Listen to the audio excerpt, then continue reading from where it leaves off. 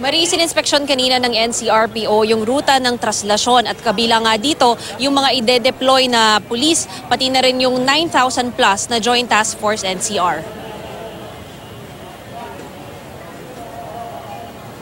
Mula Loton hanggang Quiapo Church, nilakad ni NCRPO Chief Guillermo Eleazar ang ruta ng traslasyon kaninang umaga, kabilang ang maliliit na kalye ng Arlegui at Hidalgo. Partikular na binabantayan ng pulisya ang mga tulay, high-rise buildings at mga lugar kung saan maraming residential area. Sa Villalobos Street, malinis na ang gitna ng kalsada na karaniwang puno ng mga nagtitinda. Sa Miyerkules, dapat tanggal na lahat ng tindahan at istrukturang nakaharang sa dadaanan ng traslasyon. The more than 6 kilometers, 10-segment route na dadaanan nito ay dapat ay klaro sa mga vendors. Una, dahil sa seguridad, para bigyan natin protection. Pangalawa, para may mas magandang matadaanan, maluwag na daanan, hindi lamang ang andas, kung hindi ang ating mga deboto. At pangatlo, para hindi tayo magkaroon ng toneladang basura na magiging problema ng ating lokal na pamahalaan pagkatapos ng traslasyon. Naka-full alert status pa rin ng NCRPO hanggang matapos ang traslasyon.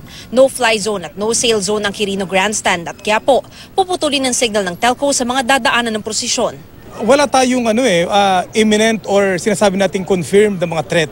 Pero alam mo sa atin naman, kahit naman sa mga pang-araw even do sa mga nangyayari sa atin dito, merong mga raw information na merong ganyan, merong ganito, pero these are all unreliable and unconfirmed reports. Tuloy-tuloy rin ang paglilinis sa Plaza Miranda.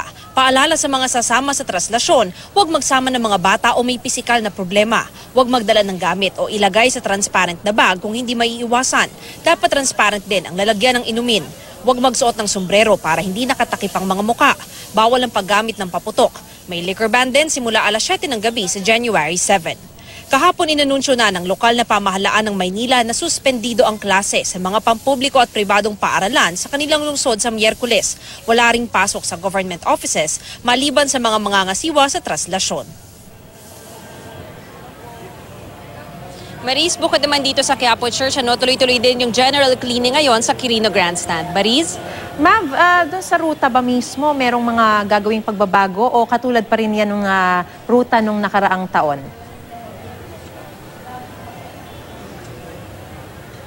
Maris, ayon dito kay PDG Eleazar, yun pa rin daw yung gagawin natin. At kagaya rin ng mga nakaraang taon, every 500 meters, merong naka-assign na isang contingent ng mga pulis. At kaya rin daw ito ginawa para maayos yung pagkakahati ng trabaho para talagang mas matutukan ng mga pulis itong kanilang assigned locations. At bukod dito, Maris, ang sabi ng NCRPO ay meron pa tayong mga force multipliers bukod pa dun sa other government agencies na tutulong dito sa prosesyon. Maris? Maraming salamat, Mav Gonzalez.